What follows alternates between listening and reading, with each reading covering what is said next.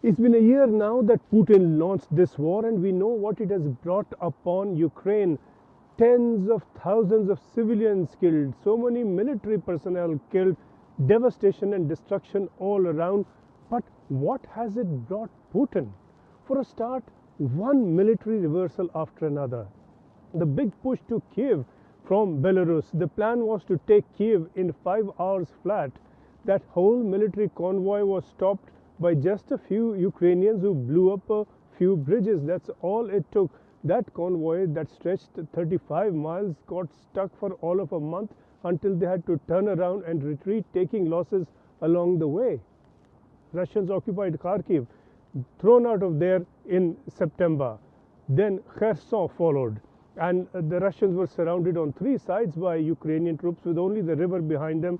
They had to flee overnight to the other side of the river where they are now entrenched.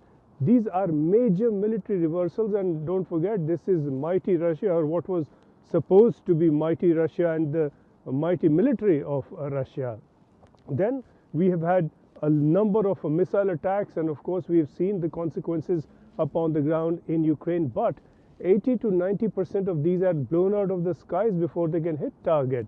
We have the Russian armor now blown to bits by American javelins and other missiles. The entire hardware of Russia, the supposed technological skills and know-how and products of the Russian military have proved to be fragile, and which means that this will not just damage Russia's reputation, it will damage Russia's market in days and years to follow. Who's going to buy all this stuff now? Russian aircraft out of the skies now. After day one, they did not dare enter because they suffered so many losses. So many of them were simply brought down and shot down by Ukrainian aircraft and the air defense system. Politically, what has this brought for Russia? The fundamental aim and the fundamental grouse, if you like, was to keep Ukraine out of NATO.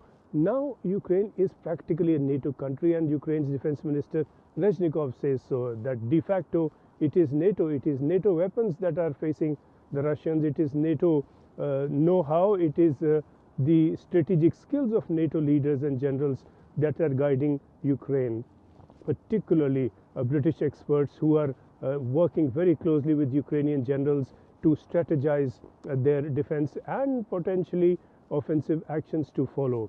Not just Ukraine now, Sweden and Finland have been thrown into NATO's arms, and Russia has in effect expanded the NATO front that it faces through this action. The idea was to keep Ukraine away from EU, but Ukraine has now been fast-tracked to EU membership. And really, what has this brought for Russia economically? The gas market that it lived on now choked. Damage to Western Europe far less than expected, but the damage to Russia far greater, and it is going to last far longer. Russia is really down on its knees militarily and economically. Even in the Donbas region, it is now struggling to advance and has suffered some reversals there as well. It has failed to take Bakhmut after 6 months of attempts to take it, and throwing tens of thousands of people into the battle with a very high number of losses. This is turning out to be, for Russia, for Putin, one of the most tragic self-goals in history.